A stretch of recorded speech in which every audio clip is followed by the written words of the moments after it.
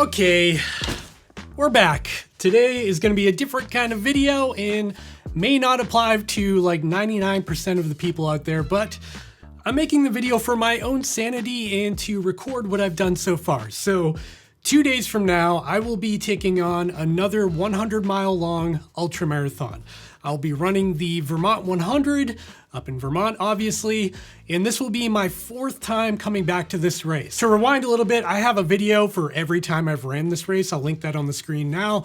And I have finished this race 2 times in the past. I've got 2 Vermont belt buckles here. I am very proud of them, and I'm hoping to add a 3rd to my collection. In either case, that's neither here nor there. In today's video, I want to go through exactly what it takes in terms of packing to run an event like this. For a little bit of context, I'm actually running this race solo. If you're not from the United States, you might not understand what that means. A lot of people here in the States have something called a crew and a pacer, and you have people helping you out along the way, meeting up with you at certain aid stations and giving you food and water and hydration, and in some cases, pacing you in for the last miles of the race.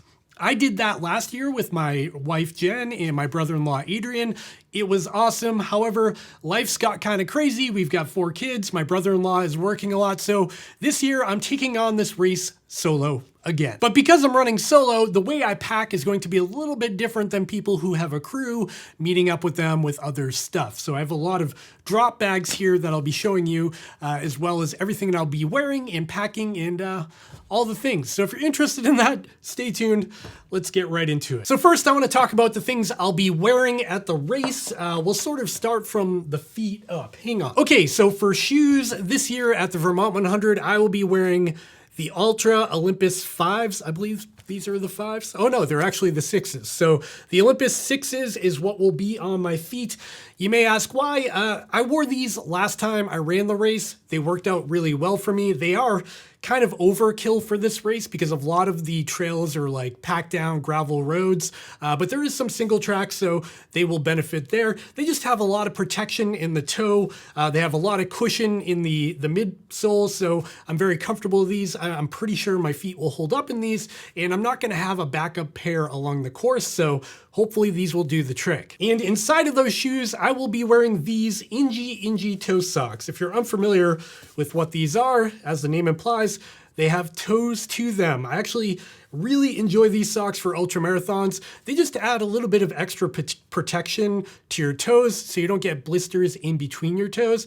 I know some people hate these kinds of socks. They work for me, so this is what I will be wearing. Before we move any further, I should probably mention that I'll try to link all this stuff in the description down below if you're interested in checking any one piece of it out.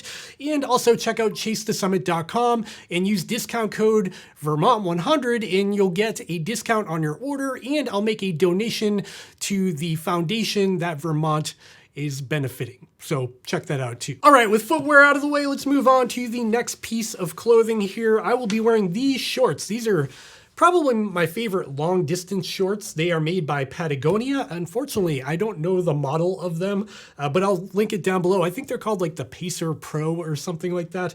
The cool thing about these shorts is they have these like stash pockets with an elastic band on them. And I like to use this for my trash, like when I'm eating gels and stuff, which we'll talk about in a minute. I can stash it in here and then empty them out quickly when I get to an aid station. There's a trash barrel.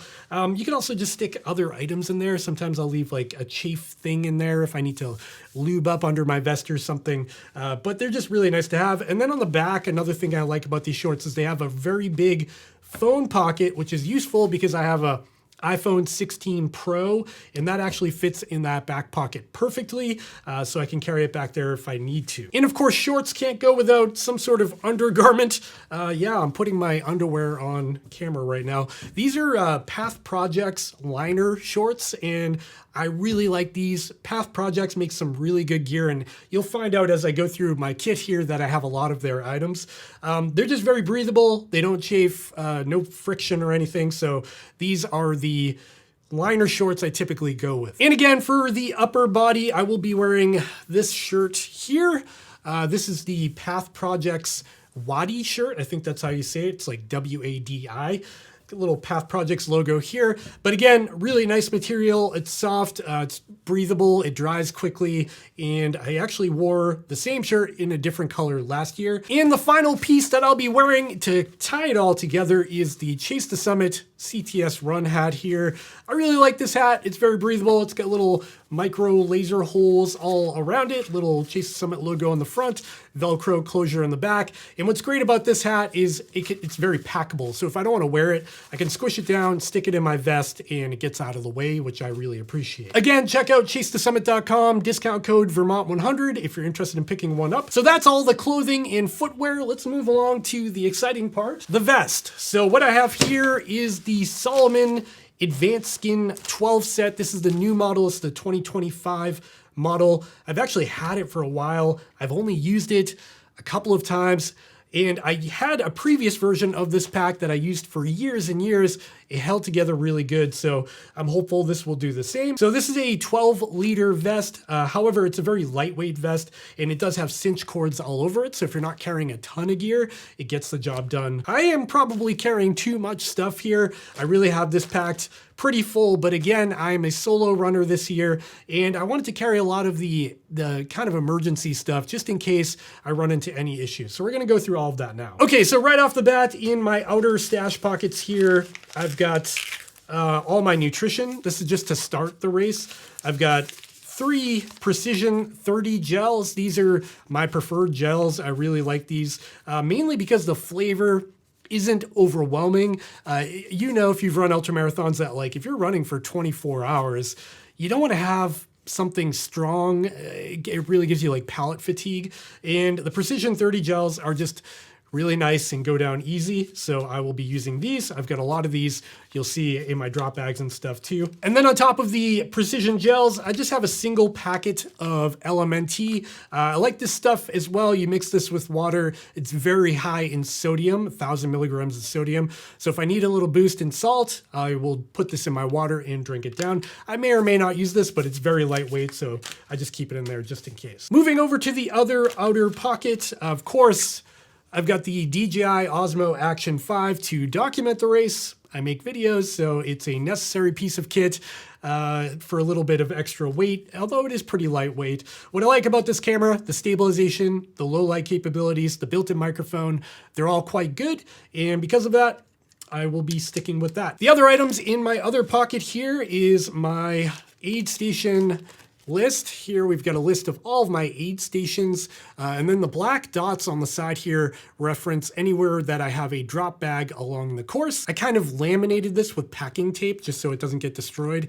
And then if I flip it over, I've got a elevation chart of the entire race on the back here. There is 17,000 feet of elevation gain along the Vermont 100, along the 100-mile course. Moving up to the bottles here, I've got 2 750 milliliter flasks. These are the included Salomon flasks that come with the vest. I typically like to use Camelback flasks because they have an on-off valve at the top. But with this particular vest, I'm gonna go with Salomon because they fit in the pockets just a little bit easier. And the worst thing is when you're at an aid station trying to jam your water in and it just won't go. And you have to do that quite a bit along the course because there's about 16 aid stations, so you're refilling all the time. And then down at the bottom here, there's this little kangaroo pocket that's way down in the back. You can kind of reach behind and grab things out of here. This is where I have some more powder nutrition. This is Tailwind. This is a nice mix of carbs and electrolytes. And what you do with these little packets is you pinch them in the middle, shake them up a little bit to separate it, and then you have 2 servings for your 2 bottles on the front. I like this nutrition. They will have scratch at the race at the aid stations pre-made, so I may just lean on that. But if that starts to not work for me, I will be falling back to Tailwind, and I have this all throughout my drop bags as well. So that's everything on the exterior of the pack. Now let's move inside and see what I've got in here. So the first thing here is my ice bandana. This is critical on a hot day. Vermont is notorious for being very hot, and so these are just necessary items. So you might have noticed I just took my sunglasses out of the ice bandana. So to start the race, it starts at 4 o'clock in the morning, so it will be dark.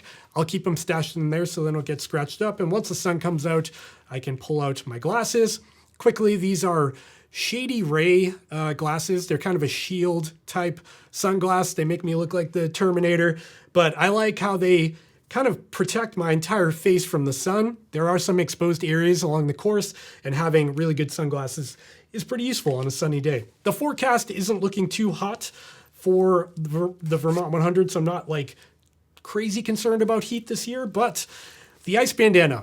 This is actually custom made. I actually sell these buffs. You can see it says Summit there for Chase the Summit. And my wife's friend actually sewed it together into this sort of donut where it's got a zipper on the back I can fill with ice. And then you pull that over your head and now you have an ice-filled bandana all around your neck, cooling off your arteries and veins. And this really, really helps. I used this last year. I'm a big fan of it. Maybe I should mass produce these. What do you think? The Chase the Summit Ice Bandana. Next up, we've got a number of Ziploc bags. If you are an ultra runner, you know all about Ziploc bags. All right, the first Ziploc bag here is sort of my electronics bag, and a lot of people don't need to carry this, but again, I'm gonna be filming with the camera. I've got my phone for additional content and communication with my wife once I have cell phone signal. So I've a couple of extra things here that unfortunately do weigh down my pack a little bit. So first up is this battery. This is a 4,000 milliamp hour USB-C battery. And what I like about this, I don't even know the brand. What is it? Acusang? I don't know. What I like about it, and the reason I bought these, is because first of all, they have a status indicator at the top, so I know the charge, and they are crazy thin. See how thin that is? It's incredibly thin. And it's not that heavy despite being a battery. And on top of that, it has an integrated USB Type-C cable. So when I'm running, if my phone is dying, I can actually plug my phone in like that and sort of stack them like this and just stick it in my vest, run for an hour, and my phone should be charged back up. Not only that, this can charge all kinds of things. If my headlamp dies, that's USB Type-C rechargeable. So again, I can use that for this, or even my camera if that's running low. But I do have extra batteries, which we will talk about now. Inside my pack here, I actually have 2 extra DJI Osmo Action batteries. These are super lightweight, so I'm bringing 2. I'm questioning whether or not I want to pack 2. That's going to be sort of a last minute decision, but they're in there. And finally, we do have my mini headlamp. The reason why I'm packing this headlamp is because it's very lightweight and the race starts in the dark. So I will need a headlamp to start the race. The sun comes up within a couple of hours, so I don't need to wear it for very long. This is a Nightcore ultralight headlamp. It's only got like a bungee cord on the back to secure it to your head. It weighs almost nothing. It's got a couple hundred lumens. It's not crazy bright, but it gets the job done. And it is USB Type-C rechargeable along with being waterproof. I will swap this out though. I'll start the race with this, but once I reach one of my drop bags, I have my main headlamp in there, which is a different one that's more powerful with longer battery life. And the final piece in my electrical kit here is my Garmin charger. This is the USB Type-C version to charge your Garmin. I don't know if I'll need it, but I want to have it in my pack just in case. And that brings us to the watch. If you're watching this video, you're probably wondering, what watch am I going to wear to the Vermont 100? Well, I'm going to wear the Garmin Forerunner 970 here. The reason why I'm choosing this watch is because it's a nice balance of weight and performance. I've made some battery tweaks to it. In fact, I have a whole dedicated video to this watch and making adjustments to your battery to get the most battery life out of it. So I'm hopeful I can run the entire race with this watch and not have to recharge it. And that brings us to the final item in my bag. I believe that's all that's in there. And this is sort of my medicine kit, med kit. I guess we can go through it quickly. First up, crucial, baby wipes. These are right from my kid's bathroom, moist towelette, baby wipe type things. These can be used for all kinds of things. If you cut yourself, you fall, you trip, you need to wash your hands, go to the bathroom, any of those things, these are just amazing to have, obviously, and I keep them in this separate Ziploc bag. Then we've got my little kit of medicine here. This is for all kinds of things. So I've got salt tabs here if I need to quickly get in some salt. I've got anti-nausea tablets here. I've got Tums for indigestion. I've got some painkillers, which I don't plan on using, but just in case. And I do have some caffeine pills in here as well. If I start to get a little bit dozy, I may have to tap into those. And then we've got my little fix-it kit, if you will. This is sort of a blister kit. In here, I have a variety of things. I've got blister patches. If I start to get a blister, I can put that on. Again, I could use the baby wipe to clean off the area, then secure the patch. We've got some KT tape in here. I use this for all kinds of stuff, from being a Band-Aid to patching an area that's chafing or something like that. We've got another moist towelette in here, and we've got some lube. Specifically, this is Squirrel's Nut Butter, and it's a lube I really like. The cool thing about them is they make these little travel packs, so you can just tear off the top, squeeze it out, you know, put it where you need to put it, and then you can throw away this little cardboard container. So it makes it really easy. These are actually really cheap. They're only like $1 or something for the travel packs. Okay, next up, I just want to quickly go through my drop bags, because if you're running your first 100 miler, specifically solo, this might interest you. I'm not great at packing drop bags, so take this with a grain of salt. In either case, the way this race works is you, as a solo runner, can have a drop bag at any crewed aid station along the course. There's only a handful of those. I chose to have 5 drop bags, but most of them are just food. So there's that. And then I have one main drop bag that has a lot of other stuff, just in case. So I chose to have drop bags at mile 21. This is the mile 21 drop bag. You can see there, I have to label it with my name, my bib number for the race, the name of the aid station here, which is Pretty House, and I labeled it mile 21. I put this yellow tape on there so I can see it from a distance, because usually they just pile them up on like a tarp or something. So mile 21, it's pretty early in the race. I just have some gels in here, a Stinger waffle, some more Tailwind, some nutrition, nothing crazy. Next up is the big drop bag. The reason why I chose to have this one be the biggest of all my drop bags is because I'm going to see this drop bag 2 times. There's a aid station you can see here called Camp 10 Bear, which is the biggest aid station along the course, and it's kind of in the center of the course. It's kind of like a 3-leaf clover shape of a course. And right in the middle there is Camp 10 Bear. I will see this bag at mile 47, which is 20 miles after the first drop bag. It's a pretty far distance, but there are other aid stations along the way with food and stuff. And then I'll see it again at mile 69 or close to 70. And because of that, this is probably the last drop bag I'll see before we go into the darker night hours of the day. So I have a lot of stuff in here for that purpose. And again, this race in particular, the Vermont 100, is very strict about your drop bag size. You can only have it, I think it's like 9 by 16 by 5 or something like that. So I chose to use these shoe bags. I actually got this idea from another YouTuber, and they're waterproof, or they claim to be waterproof. They feel pretty durable. They're kind of nylon reinforced, and they're super cheap. I got 4 of these for like $7. So I thought, why not? I put the yellow tape on here so it's very visible. All I gotta look for is this bumblebee color of yellow, black, yellow. And again, name, bib number, location, and I put a little note here as to what's inside in case I'm being a little bit loopy at that time. I need to remember to grab these items. So let's get into it. First up, Cheez-Its. I don't know. I figure if I'm craving something salty and crunchy, hopefully these don't get destroyed being moved, but why not? On top of that, I have a tortilla wrap. This is a spinach tortilla wrap, but sometimes I just crave like a piece of bread or something plain, like real food after a long day of eating sugary, salty things. I figured I'd throw this in there. I might want that. We've got more nutrition here, just like on the first drop bag, gels, granola bar, some more chews and stuff, gummies, some more Tailwind, of course. And then we get into the rest of the contents. This is my backup electrical bag here. So one thing I need to remember to grab at this aid station the second time around at mile 70 is the headlamp. And this is going to be my main headlamp going through the night. This is the Petzl, I forget, Naorl, I guess. The cool thing about this is it's very bright. It's very comfortable because of this weird design. It's got the battery pack in the back, the lens up front. It sort of balances itself on your head.